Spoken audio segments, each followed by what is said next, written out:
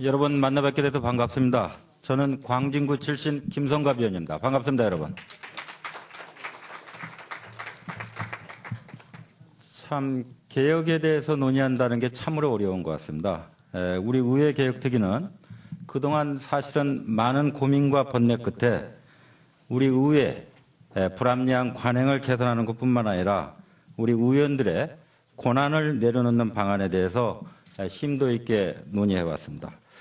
그동안 논의한 개혁 방안에 대해 PPT 자료를 통해서 하나하나 여러분들에게 설명을 드리도록 하겠습니다. 먼저 의원 행동강령 조례 제정입니다.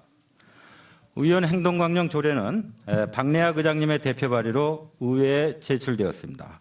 지방의회 의원이 지켜야 할 윤리실천 규범을 보다 구체화한 내용으로서 서울시 의회의 자정적 노력이 반영된 조례안이라고 할 수 있겠습니다. 특히 이와는 별도로 우리 서울시의원이 비리 사건에 연루되었을 때, 다시 말씀드린다면 형사사건에 구속된 경우에는 의정활동비 지급을 금지하는 내용으로 서울시의원 의정활동비 등 지급에 관한 조례 일부 개정 조례안을 의회 개혁특별위원회 소속위원인 김인재 의원이 발의한 바가 있습니다. 이 문제는 굉장히 조심스러운 내용이었습니다. 형사사건으로 구속되었더라도 여러분 아시겠지만은 헌법상의 무죄 추정의 원칙이 적용될 수밖에 없습니다. 그러나 이번 개정 조례안은 피고인으로서 구속되었다는 점만으로도 정치적인 책임을 묻는다는 점에서 매우 의미가 크다고 할 수 있을 것입니다. 이 점에 대해서는 국회의원은 물론이고 다른 광역의회 어디에서도 이런 내용을 스스로 제안한 곳은 없습니다. 서울시의회가 최초입니다. 더 나아가 의장단 또는 상임위원장이 구속되었을 경우에도 자동 사퇴하는 방안이나 직무를 정지하고 부의장 또는 부위원장이 권한 대행하도록 하는 대안도 검토되고 있습니다. 하지만 이 사안에 대해서는 굉장히 논쟁 중에 있다는 것을 여러분들에게 말씀드립니다. 지난 7대 이후에 약 8년 동안의 우리 서울시의원들이 비리에 연루된 사안을 자료를 받아봤습니다. 그동안 7대 이후에 약 9명의 의원이 구속된 바가 있습니다. 하지만은 9명 중에서 2명이 대법원에서 무죄 판결 받은 바가 있습니다. 바로 여기에 고민이 있습니다.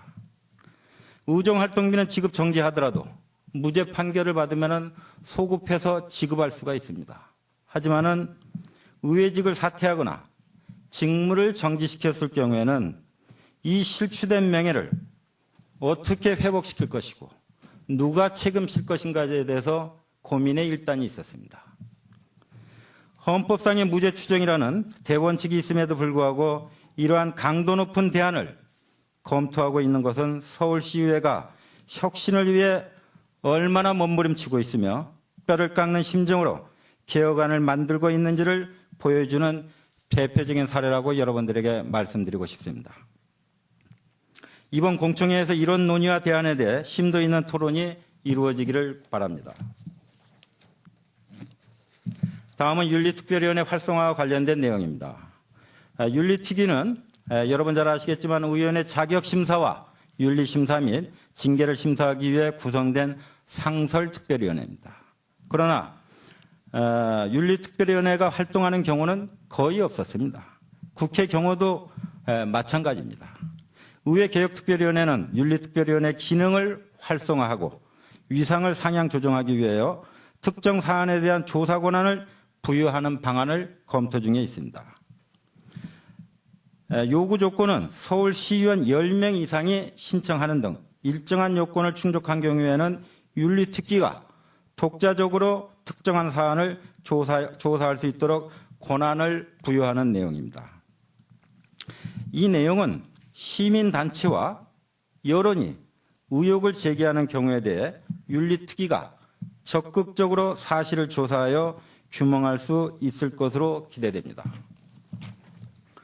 세 번째, 공청회 활성화 방안입니다. 우리 시의회 재정조례안과 전부 개정조례안이 회부될 경우에는 원칙적으로 공청회를 실시하여 외부 전문가의 의견을 반영할 수 있도록 제도가 마련되어 있습니다. 하지만 상임위 일정 등으로 인해 공청회가 대부분 실시되지 않고 있는 것이 지금의 현실입니다. 공청회 도입 취지를 살리기 위하여 조례안의 대표 발의자나 찬성한 의원에게 공청회 개최 요구권을 신설하는 개선 방안을 검토 중에 있습니다. 네 번째, 출석률과 발주 내역 공개입니다. 출석률은 체크되고 있습니다. 하지만은 누적 출석률은 아직까지도 정확히 체계적으로 관리되지 않을 뿐만 아니라 공개되지 않아 왔습니다. 앞으로 서울시의원회 본회의와 상임위원회 누적 출석 일수를 포함한 출석 현황을 공개하도록 개선 방안을 마련하고자 합니다. 또한 의회 개혁특위가 조사한 결과에 따르면 서울시의회 사무처에서 발주하는 공사 및 용역, 물품 구매에 대한 계약의 상당 부분이 수의계약으로 체결되고 있는 것으로 나타나고 있습니다. 이러한 불투명성을 예방하기 위해 상위 법령에 따라서 수의계약에 해당된다 하여도 원칙상 전자공개 수의계약으로 체결하도록 하며 모든 계약에 대해 자체적으로 감시하고 평가할 수 있는 시스템을 마련하도록 하겠습니다. 다섯 번째, 의정활동 전문지원 시스템 구축 방안입니다. 서울시의회 전문성 강화를 위해 지난 2011년 여름에 입법 담당관실과 예산정책 담당관실을 신설하였습니다. 하지만 일반직 공무원 중심으로 편제되어 있기 때문에 입법 정책과 예산 정책에 대한 전문성 확보가 미흡한 실정이었습니다. 이외에 공보실의 경우에도 전문성 보강이 절실한 상황입니다. 앞으로 공보실과 입법 담당관실 및 예산정책 담당관실을 일반 임기직 공무원 또는 개방형직으로 대폭 공개하여 전문성 확보와 함께 집행부와 독립성을 확보할 수 있도록 제도를 개선토록 하겠습니다.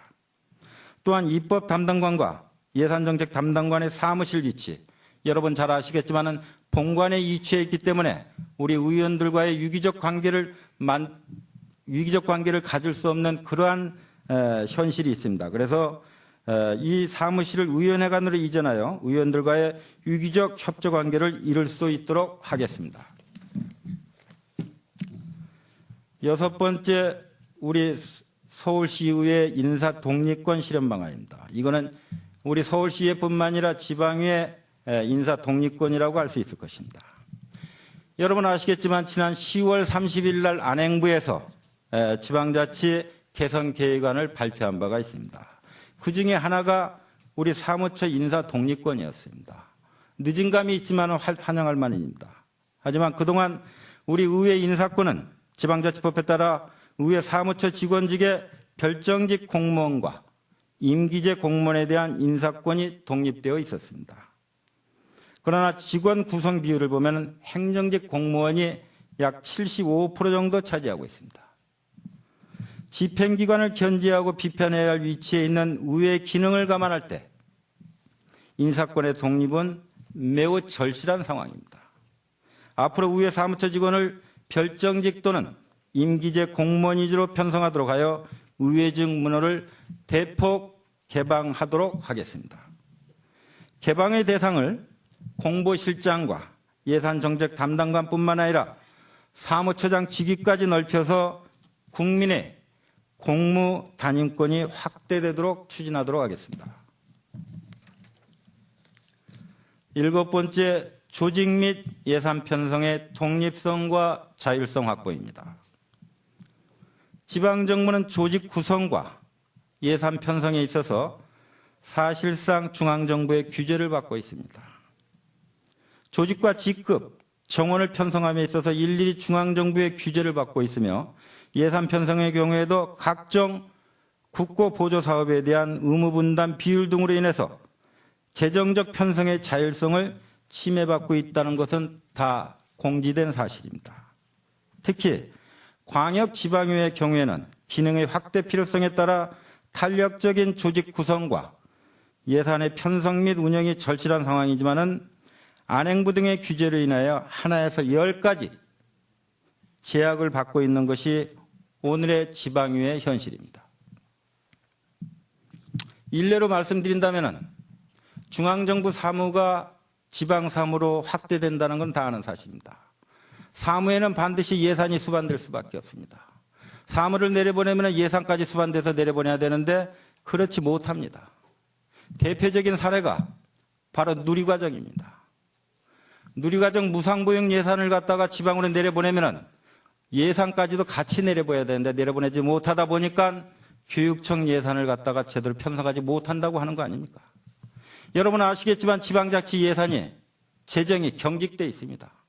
이렇게 지방 사무하면서 예산도 내려보내지 않으니까 지방 재정이 죽어나고 있는 것입니다. 그게 오늘의 지방자치의 현실입니다. 그래서 지방자치법과 지방제조법 등 관련 상위 법령에 대한 개정 건의안을 국회와 중앙정부에 제출하고자 합니다. 끝으로 산하기관장에 대한 인사청문회 도입입니다. 이 문제는 우리 서울시 집행부에서 심각하게 받아들여야 될 사안이라고 봅니다. 대통령은 장관 등 주요 인사를 임명하기 전에 국회 인사청문회를 거쳐야 된다는 것은 다 아는 사실입니다. 그러나 지방권력이라고 하는 자치단체장은 지방의회 인사청문회를 받을 필요 없이 고위공직자뿐만 아니라 산하기관장에 대한 임명권을 단독으로 행사해 왔습니다.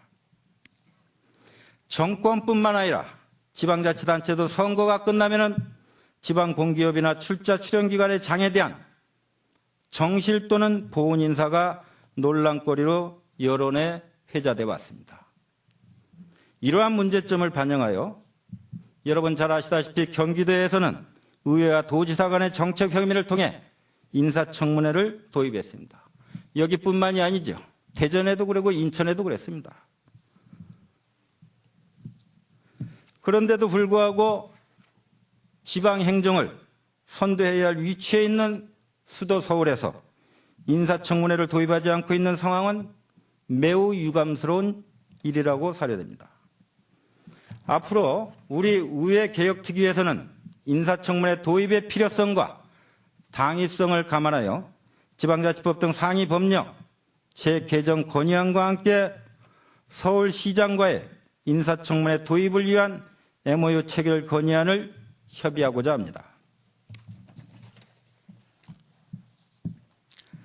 끝으로 지난 10월 29일 안전행정부가 발표한 지방자치제도 개선 계획에 대해 짧게나마 소견을 말씀드리고 마무리하고자 합니다. 안전행정부의 개선 계획안은 지방자치 발전에 대한 염원과 희망에 대해 깊은 실망감을 가져다준 내용이라고 말할 수 있습니다. 주요 내용을 살펴보면 세 가지로 요약할 수가 있습니다. 첫 번째, 광역의회 상임위원회별로 정책자문위원을 2명 이내 두도록 했습니다. 두 번째, 의장에게 사무직원 임명권을 부여합니다. 세 번째, 지방의회 위원이 집행기관의 위원회에 대한 참여를 금지하는 것이 주요 골자입니다. 첫째, 정책자문위원 문제입니다. 이는 여러분 잘 아시겠지만은 보좌관 제도에 대한 대안으로 제안을 하는 것 같습니다. 하지만은 상임위원회 정책자문위원을 2명을 배치한다는 것은 이는 우리 의원들의 의정활동에 효율적인 의정활동에 그리 큰 도움이 안 된다는 것은 우리 의원들이 잘 아리라고 봅니다. 이는 상임위원장의 권한만 강화시켜주는 결과를 초래할 것입니다. 안전행정부 전 장관, 유정복 전 장관은 광역의회 위원 보좌관 제도가 필요하다는 것에 대해 공감을 하고 그 방침까지 제시한 바가 있습니다. 그것도 현 박근혜 정권 하에서 제안했습니다. 그러나 이번 안전행정부의 개선 계획에는 보좌관 문제가 빠져 있습니다. 이는 중앙부처와 지방의회 간의 신뢰의 문제인 것입니다. 보좌관 제도가 아닌 정책자문위원 방안은 지방의원 개개인의 효율적이고 기능적인 의정활동을 위한 실질적 토대 마련과는 거리가 한참 떨어져 있는 것입니다. 여러분 잘 아시겠지만 우리 서울시의회는 서울시 예산 약 25조, 교육청 예산 약 7조 8천억, 기금 2조, 약 35조에 달하는 예산안과 결산안, 그리고 급증하는 각종 안건들을 처리하고 있습니다. 정부 예산이 약 350조 정도 됩니다. 약 10%를 넘는 수준을 우리 서울시의회 의원들이 감당하면서 의정활동을 하고 있습니다. 의원 개인의 역량과 기능 강화가 의회 전체의 의정활동에 직결된다는 측면을 감안할 때 이번 정책자문위원 제도는 보좌관 제도와 비교할 때 오히려 비효율적인 측면이 있다고 하지 않을 수 없습니다. 두 번째, 사무직원에 대한 임원권 부여 방안입니다. 의회 인사권 독립이라는 해묵은 과제를 해결한다는 측면에서 긍정적으로 평가할 수가 있겠습니다. 그러나 지방의회를 안전행정부의 규제 안에 계속 가두어두겠다는 의도도 엿보이고 있습니다. 현재 상임위원회 전문위의 직급과 정수를 모두 대통령령 시행령으로 묶어놓고 있습니다. 지방의회가 직접 나서서 자율적으로 상임위원회를 설치하거나 운영할 수 없는 것이 오늘의 지방의회의 현실입니다. 일례로 서울시의회는 중앙정부가 만든 지방자치법 시행령에 따라 수석 전문위원을 10명 이내에서 임명할 수가 있습니다. 이러다 보니까 예결특위는 수석 전문위원 없이 지금 운영되고 있는 것이 우리 서울시의회의 현실입니다. 서울시의회 자체 정원과 직급조차 조정할 수 없는 상황에서 정책자문위원 설치와 의장의 사무직원 임명권의 의미는 퇴색된다고 하지 않을 수가 없겠습니다. 끝으로 집행기관의 위원회에 대한 참여 제한 방안입니다. 이거는 참으로 심각한 사안입니다. 바로 지방자치를 말살하겠다는 거나 과언이 아닙니다. 여러분, 안행부 발표에 의하면 이렇게 나와 있습니다. 법과 시행령에 근거를 둔 경우가 아니면 서울시의회 의원이 조례를 통하여 서울시 각정위원회 위원으로 참석하는 것을 금지하겠다고 하고 있습니다. 지방의회 의원의 집행기관 위원회 참석 여부는 조례에 따라서 자율적으로 판단하여 결정할 일입니다. 안행부가 이래라 저래라 할 일이 아닙니다. 명백한 지방자치에 대한 권한 침해입니다. 집행부로부터 자료를 받아봤습니다. 집행부 산하의 위원회가 현재 139개 존재하고 있습니다.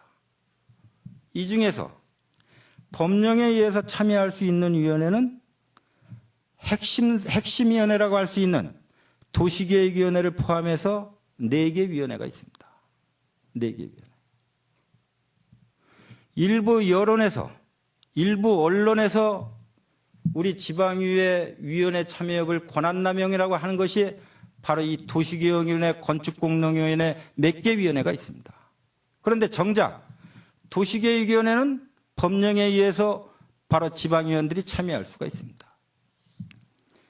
그 외 위원회는 조례에 의해서 지방의원들을 갖다가 참여할 수 없게 하겠다는 겁니다. 잘 아시겠지만은 집행부위원회는 자문위원회, 심의위원회 2가지로 분류할 수가 있습니다. 이대로 만약에 법이 확정된다 그러면은 의정활동에 막대한 침해를 받고 있습니다. 왜 그러냐? 여러분, 모든 정책은 집행부위원회에서 사전에 스크린돼 가지고 올라올 수밖에 없는 것입니다. 우리 위원회에서 정책과 사업을 갖다가 심의하는데 우리가 참여하진 위원회에서 이렇게 결정이 났다고 그러면은 위원회에서 각종 정책 사업을 심의할 때 이를 간단히 수정하거나 부결시킨다는 것은 굉장한 부담감을 안을 수밖에 없는 것이 현실입니다. 그렇기 때문에 집행부위원회, 지방의원 참여 금지는 이거는 대단히 유감스러운 일입니다.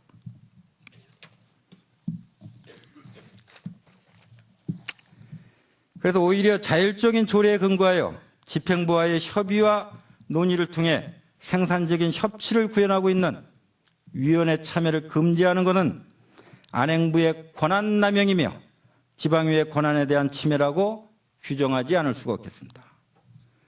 지방의원이 의정활동에 집중할 수 있는 핵심적 제도 개선 사항을 없애고 지방의회 개선 계획이라고 권을 없애고 지방의회에 대한 규제와 권한 침해를 담고 있는 것이 안행부의 개선 계획이라고 평가할 수밖에 없습니다. 지방자치는 헌법에 명시한 제도입니다. 안행부가 광역지방의회를 통제해 두고 권한을 남용하며 지방의회 직무권한을 침해하는 일련의 행위에 대해 강력히 대응해야 할 것임을 이 자리를 빌어 말씀드립니다. 오늘 바쁘신 중에도 공청회에 참석해 주신 시민 여러분과 존경하는 의원님, 우리 의회개혁특위는 서울시의회가 시민들에게 더 다가가고 신뢰를 얻기 위하여 다양한 제도 개선 방안을 검토하고 연구해 왔습니다. 이번 공청회가 끝이 아니라고 생각합니다. 앞으로도 시민과 여론의 지적과 개선 요구를 받아서 최대한 반영하도록 동료 의원들과 함께 지혜를 모으도록 하겠습니다. 앞으로 지속적인 관심을 부탁드립니다. 감사합니다. 네, 그러면 토론자로부터